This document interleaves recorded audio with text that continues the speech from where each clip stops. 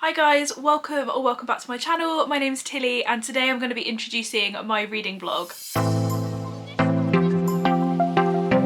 So this week's reading vlog is going to be very FairyLoot heavy, as this vlog is going to cover all of the subscription box books that I received during the month of May. I did decide to skip both the Illumicrate and Afterlight books for May, as the books selected just didn't seem like my cup of tea. So I'm going to quickly talk you through all of the books that I plan on reading this week. I say all of the books, there's only 3 of them as I said. So the YA FairyLoot book for May was The Temptation of Magic by Megan Scott. We then have the FairyLoot adult book, which was Honey Witch by Sydney J. Shields. It's got some beautiful sprayed edges. And then lastly, we have the FairyLoot Romantasy book for May, which I think is the book that I'm going to start with.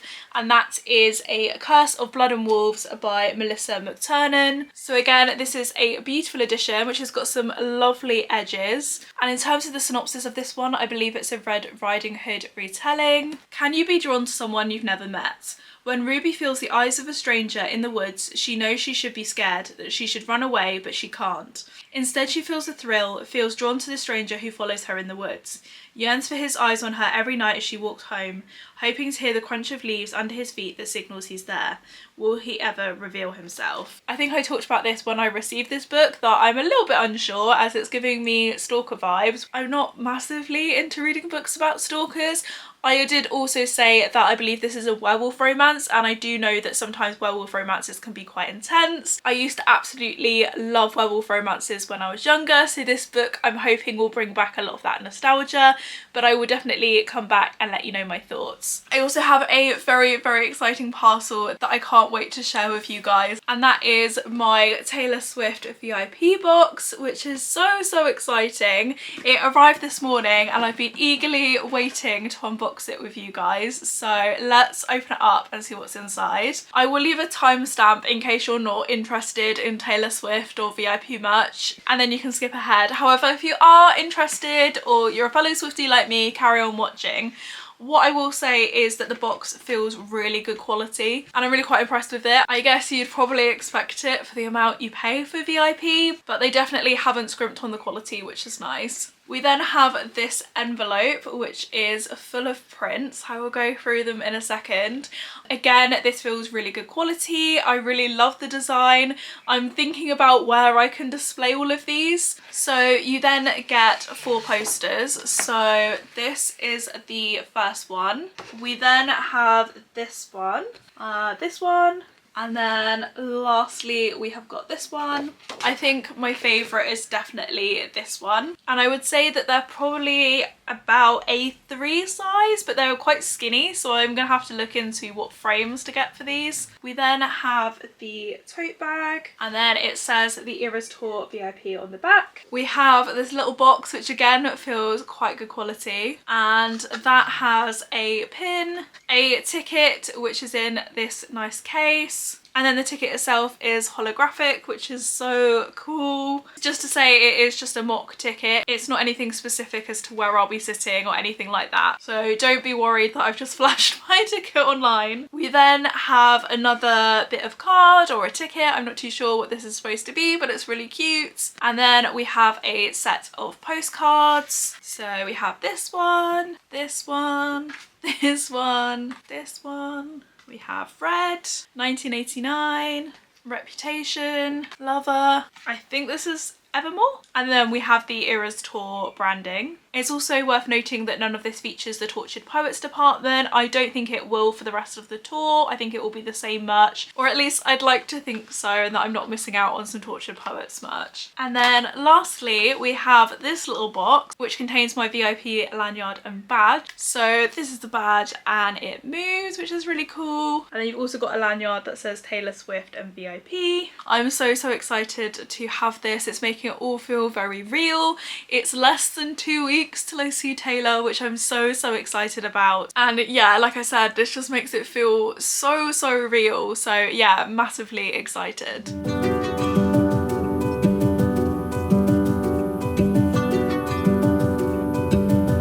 Hi guys, guys, it's now Thursday and I feel like this vlog has been nothing but me just apologising for the fact that I haven't been vlogging or updating the vlog. If I'm honest, I haven't really been doing much reading this week. So Monday night I ended up playing Sims all evening. I absolutely love The Sims, but it feels like it's that game where I absolutely become obsessed with it and play it so much, or I don't touch it for 6 months. So I'm in my era of being obsessed with it again. So I played that all night on Monday. I'm actually completing a challenge which is called the Tiny Town Challenge that was designed by Della Grissi. I'm going to leave it down below in case any of you are Sims players or you're interested in the challenge. But basically it's lots of rags to riches challenges and you build a little community of tiny houses, which is really fun and I've really been enjoying that. I love a good rags to riches challenge. Then on Tuesday night I ended up editing for most of the evening, trying to get up my video for Thursday. It was quite a long one. It was my anticipated releases for July through to September. I absolutely love filming, researching and editing those videos, so I really hope that you guys enjoy them as well. And then last night, so Wednesday night, I went to a Disney quiz with my friend, which was so fun. I hopefully have got some little clips of B-roll here and there. It is of course very hard to vlog when you're at a pub quiz because they don't want you going on your phones for obvious reasons. We did end up coming second to last, so we didn't come last, which I'm taking as a win. And I was quite impressed with some of our Disney knowledge that was stored in the back of our brains. And yeah, like I said, it was a fun time. I do definitely intend to read tonight. I have no plans whatsoever this evening, so I do plan on reading. Today is also quite an exciting day as it's Yowk author announcement day, so we'll find out what authors are going to be at Yowk, which I always find quite exciting. It's also Taylor Swift's 100th Era Tour show, and it's also on the 13th of the month. If you're not a big Taylor fan or you don't know, 13 is her lucky number or her favourite number because she's born on the 13th of December. So we're all clowning that we're going to get some sort of announcement at today's show. So I'm going to be eagerly scrolling TikTok or looking out for news on Instagram as to whether we get a new album or we get something. So yeah, fingers crossed we do. The other news I have to share with you is that I got a parcel through the mail and it's the June Romantasy subscription from the looks of it, so I thought we could unbox that together. As always, if you're worried about spoilers or you haven't received it yet, I will leave a timestamp on screen so that you can skip to that and not get spoiled. So that being said, if you're not worried about spoilers or you've already received it, carry on watching and we'll unbox it together. Okay, so this is the spoiler card which says rotten to the core, so I'm not going to look at the back. I probably do know what book it is, but I just want to be surprised. Okay, so first of all, I'm seeing a lilac edge. If you didn't know, FairyLoot absolutely love purple. I think it is their favourite colour as a team, as their branding has now become purple as well. And as you can probably see from behind me, a lot of their books do tend to be purple, which I should say I'm not mad about. Purple is also one of my favourite colours. Oh wow, okay, this is absolutely beautiful. I'm not always a fan of character artwork on dust jackets, but I think this is absolutely beautiful and I can imagine it's quite different from the original. I will leave the original cover somewhere on screen so that you can see the difference, but this is just absolutely beautiful. We've also got some really cool edges which remind me a little bit of the Emily Wilde pages, but they're just slightly different. We've got, this is the back. We have a absolutely beautiful naked hardback. There's a spine and the back, isn't that absolutely beautiful? The end papers are absolutely beautiful as well. And it does have some foiling as well, which is worth noting. And then it is the same on the back. I was going to say that they have really popped off with this edition. It would have been nicer, I think, to have maybe different artwork front to back. However, I do think this edition is really beautiful.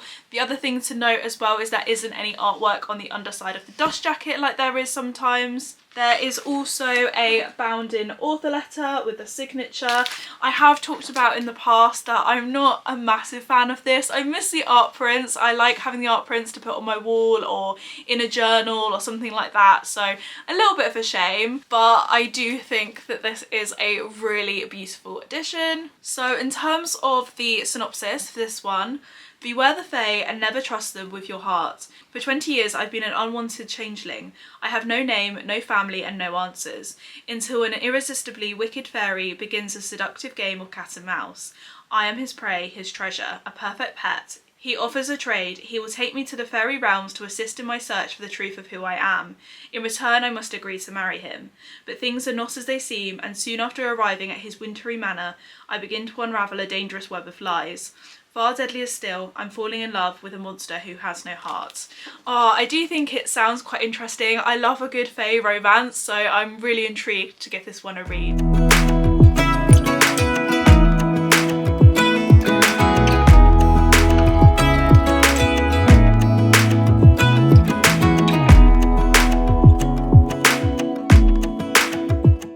It's now Friday and I finished work for the day, and it's even better because I'm on annual leave next week, so I'm so excited to be off work and preparing for the Eras tour. I do also have a reading update for you, and that is that I finished A Curse of Blood and Wolves last night. I ended up giving this one a 2.5 stars. It's not that I didn't enjoy it, it's just I found it very stereotypical and I don't think it brought anything new to the whole werewolf genre. I do also think it was quite overly sexualised. There was sexual references from the very first page, and I know werewolf romances are normally quite intense, but it just felt that there wasn't much to the plot other than him thinking that he's a monster and then him then realising he can't live without her, and it going backwards and forwards and backwards and forwards, and I don't know, I didn't love this one.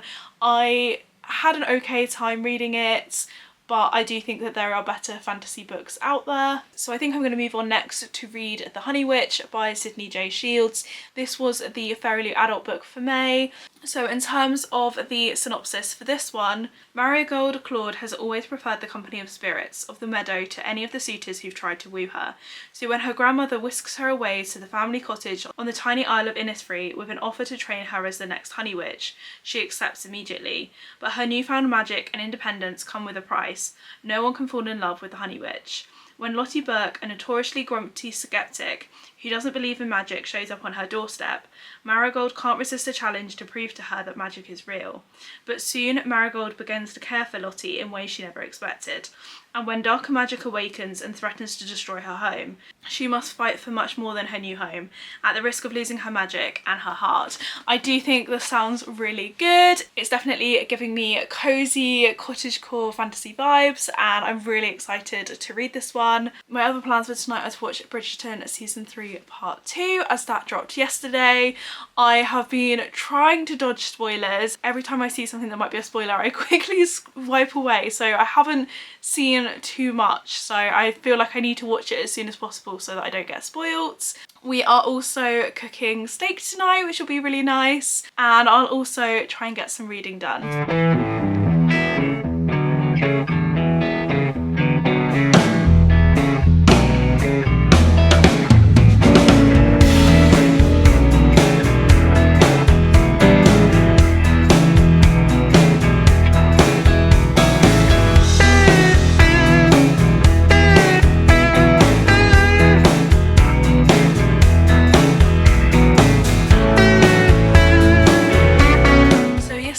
Ended up starting and finishing Honey Witch, which I really enjoyed actually, and I ended up giving it a 4.5 stars. I did feel that the ending was slightly rushed, and that's why it didn't quite clinch a 5-star for me, but I thought it was absolutely fantastic. It definitely gave me those cozy fantasy vibes. I loved the cottagecore element and the magic system. I thought the story was great, the love story was fantastic. This is also at its heart a book about grief, and I thought that that was tackled really well and really sensitively. It also surprisingly was set in the Regency era, so the start of it was giving me major Bridgerton vibes. I have just finished part 2 of season 3, so I definitely feel like I'm in my Bridgerton era, so the fact that this is set around that time was absolutely perfect. It's only really the beginning, and then there's like a little bit towards the end that is kind of set within society. I think I did explain the synopsis of this one, but basically our main character goes to this island where she becomes the Honey Witch. So like I said, she's away from society, but I love this one so much, and I cannot recommend it highly enough. The fact that this is by a debut author is just incredible. I'm so excited to find out what Sydney J. Shields is working on next. But yeah, like I said, I would highly recommend this one. If you also love cozy cottagecore fantasies with witchy vibes, like I said, would highly recommend. So the next book that I'm planning on reading is The Temptation of Magic by Megan Scott. And this was the FairyLoot YA book for May, and I'm really excited to give this one a read. It sounds really good. It's also meant to be some sort of heatwave here in the UK, as you might be able to tell from my summery dress. So I'm hoping I can do some of this reading in our garden. We're thinking about maybe popping to Tesco at lunch and getting some camping chairs that we can sit in the garden and maybe have a few drinks and read, and I'm very excited. But the synopsis for The Temptation of Magic: as an Imperial, Nicole has the ability to kill any deadly supernatural, but if her power ever awakened the Wake, the organisation that governs supernaturals would force her to be their loyal huntress, or kill her like they did her mother. To stay safe, Nicole hides in a small university town, convinced the mythological art collection at a local manor contains a final message from her mother. But before she can study it, Kyan McCarter, the Wake's most skilled Imperial, arrives on his own hunt. When Nicole and Kyan discover that Kyan's prey has stolen a painting for leverage, they're forced to work together. As the creature threatens to expose Nicole's powers, her tenuous alliance with Kyan threatens her heart. If her true identity is revealed, Kyan will hunt her next. No one disobeys the Wake and survives, especially when the art they're seeking unveils a conspiracy that could change the lives of creatures and humans forever. But Nicole may only be able to resist one, her wicked impulses, or a love that could repaint her world. But after a life of hiding her true name, who could resist the temptation of magic? Like I said, I think this sounds really good, so I'm really excited to read this. So of course I will give you an update once I've started, or maybe once I've finished it, who knows.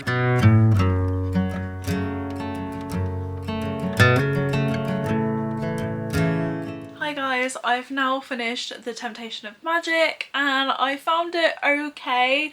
Unfortunately, I didn't love it as much as I thought I was going to. I do still think that this book had such a good premise. It was just the way it was written, and I found some parts quite slow and a little bit boring, unfortunately. I do still really love the premise of it. I thought it was really cool. I really liked the magic system. I thought the love interest was quite interesting and their dynamics. So there's a lot of things that I did like about this, but also some bits that I didn't. I think I would be still intrigued to read the next book in the series, in a hope that as this is a debut novel, that hopefully over time the writing would become a little bit better. So I ended up giving this one a 3.5 stars. So that is the last book that I'll be reading as part of this vlog. So I feel like we've had real mixed success this month. It's definitely been a very mixed bag. So just to remind you, we started the week off with A Curse of Blood and Wolves, which I gave 2.5 stars. Then I read The Honey Witch by Sydney J. Shields, which I absolutely loved and gave 4.5 stars. And then, as I've just said, we're ending the vlog on The Temptation of Magic by Megan Scott, which I gave a 3.5 star. So